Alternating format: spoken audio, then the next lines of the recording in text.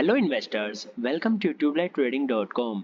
My self Sagar Sharma. और आज हम लोग बात करने वाले हैं one of the biggest and famous consumer durable company in India, that is the LG electronics के IPO के बारे में।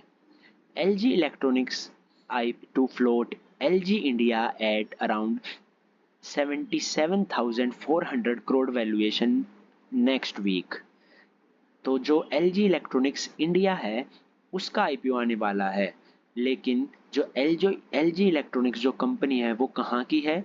वो एक साउथ कोरियन कंपनी है, मतलब जो पेरेंट कंपनी है वो एक साउथ कोरियन है।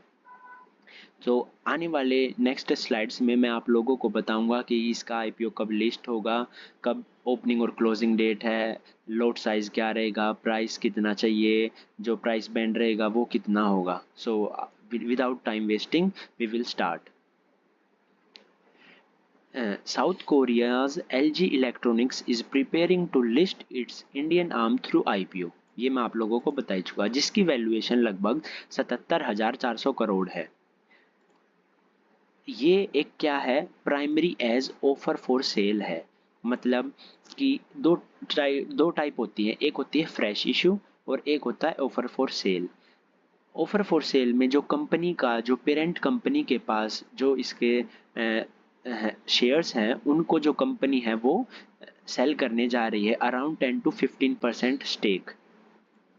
और जो दूसरा मैंने बताया फ्रेश इशू, वो क्या होता है, कंपनी नए शेयर्स लेके आती है और उनको सेल करती है। तो लेकिन यहाँ क्या है, एक डायरेक्टली ऑफर फॉर सेल है। तो ये मैंने बता ही दिया कि around 10 to 15% stake Indian arm में है जो कंपनी वो अपना रन करेगी। कब? नेक्स्ट वीक के अंदर 3 डेज में। वो मैं आपको बताऊंगा कि कौन कौन सी डेट में। जो प्राइस होगा वो डिसाइड होगा जब मतलब शेयर्स लिस्ट होंगे उसके बाद। तो अभी मैं अगर आपको बताऊं कि इसकी जो इम्पोर्टेंट डेट क्या है, IPO की जो डेट है वो क्या है, अक्टूबर 7 को ओपन होगी और अक्टूबर 9 तक उसमें है जो हम अप्लाई कर सकते हैं। जो मेरी जो UPI ट्रांजैक्शन की जो टाइम होगा वो कब तक होगा, अक्टूबर 9 को 5 PM तक। जो इशू का बैंड प्राइस होगा वो 1080 से 1140 रुपये के बीच होगा। एक लॉट के अंदर 13 शेयर्स होंगे। ऑफर फॉर सेल है, फ्रेश इशू नहीं है। ओके। और जो इसका अलॉटमेंट होगा वो कब होगा, अक्टूबर 10 को होगा। और जो इसके शेयर्स हैं वो मेरे डीमेट अकाउंट में कब क्रेडिट होंगे, वो 13 अक्टूबर के होंगे और इसकी जो लिस्टिंग डेट है वो कब की है, 14 अक्टूबर की। अभी हम इस कंपनी के बारे में थोड़ा सा पढ़ लेते हैं। ये कंपनी जो हमारी है वो इनकॉर्पोरेट कब हुई, 1997 के अंदर हुई। LG electronics India is a manufacturer and distributor of home appliances and consumer electronics excluding mobile phone. LG है वो मोबाइल फ़ोन नहीं बनाती है। ये कंपनी है जो वो प्रोडक्ट सेल करती है B2C, मतलब business to consumer and business to business consumers in India and outside India. The company offers installation services and repairs and maintenance services for all their products। ये तो हमें पता ही है कि ये इंस्टॉल करने के लिए भी है, जो सर्विस प्रोवाइड करते हैं, रिपेयर के लिए भी और मेंटेनेंस के लिए भी। अगर मैं इसके प्रोडक्ट्स की बात करूं तो वो क्या क्या हैं, इसके जो प्रोडक्ट्स हैं वो है washing machine, refrigerator, LED, inverter, AC, microwaves. और जो इसकी यूनिट्स हैं वो कहाँ कहाँ पर है, नोएडा और UP के अंदर है। अगर मैं इसके फाइनेंशियल्स की अगर मैं बात करूं तो वो हम ईयर टू ईयर कंपैरिजन करेंगे, क्योंकि क्वार्टरली रिजल्ट्स अभी हमारे पास अवेलेबल नहीं है। तो जो इसका जो रिवेन्यू है वो इंक्रीज हुआ है बाय 14% एंड जो पैट है, जो प्रॉफिट आफ्टर टैक्स है, वो लगभग 46% between the financial year ending 2025 and 2024। तो अगर इसके एसेट्स की बात करें तो मार्च 2023 के अंदर जो है लगभग 8900 करोड़ के थे। उसके बाद 2024 के अंदर ये 8500 करोड़ के हुए, लेकिन 2025 के अंदर एक अच्छी इंप्रूवमेंट के साथ 11,500 करोड़ के इसके असेट्स हुए। अगर इनकम की बात करें तो 2023 के अंदर 20,000 करोड़ थी, उसके बाद 24 के अंदर 21,500 करोड़ थी और 2024 के अंदर 24,500 करोड़ है। तो इससे हमें पता लग रहा है कि जो 2024 के अंदर है थोड़ा कंपनी आउट परफॉर्म नहीं कर पा रही थी।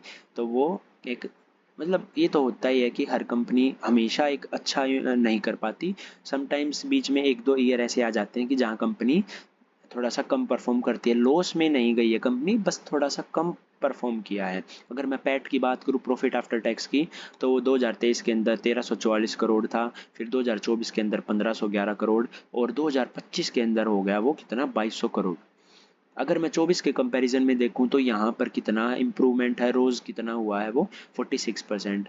और अगर मैं 2023 के कंपैरिजन में देखूंगा तो ये लगभग डबल होने की ताकत पर है। ओके, जो मेरे रिजर्व्स हैं वो भी ईयरली टू ईयरली मेरे इंक्रीज हो रहे हैं। 2024 के अंदर थोड़ा सा डाउनवर्ड रिएक्शन है। अगर मेरा ROC, return on capital employ की बात करें तो वो भी लगभग 43% है। पैट मार्जिन हमने पढ़ ही लिया कि वो 8.95% है। EBITDA मार्जिन वो भी 12.76% है।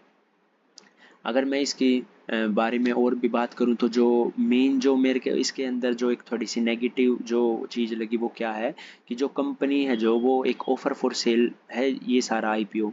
तो इसका मतलब क्या है कि जो एंटायर IPO की जो कहाँ होगी, पर वो प्रमोटर को जाएगी, ना को कंपनी को, जो कि जो मतलब सारा का सारा पैसा किसके पास जाएगा, कंपनी के पास ही जाएगा, पेरेंट कंपनी के पास, मतलब साउथ कोरियन कंपनी के पास, ना कि LG इलेक्ट्रॉनिक्स के पास। Clearly state that LG electronics India will not receive any fund from the IPO since it is a pure offer for sale without fresh issue. तो मतलब company इस पैसे को एक्सपेंशन में यूज़ नहीं करने वाली है इंडिया के अंदर। IPO से रिलेटेड सारी डिटेल्स मैंने आपको बता दी हैं।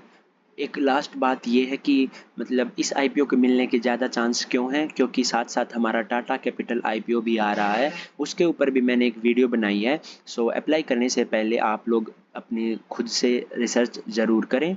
और क्योंकि जो टाटा और LG दोनों एक बड़े ब्रांड हैं, तो इसीलिए हर कोई दोनों में इन्वेस्ट करने की कोशिश करेगा। सो इट जो मतलब फिर भी पब्लिक की जो डिमांड है, जो आपको सब्सक्रिप्शन रेट है वो थोड़ा सा कम दिखाई देगा, क्योंकि दोनों में अप्लाई करने के लिए मतलब हो सकता है पीपल जो हमारे पब्लिक है उसके पास पैसा ना हो।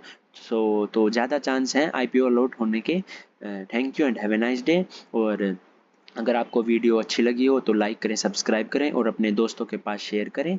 And let your money work for you always.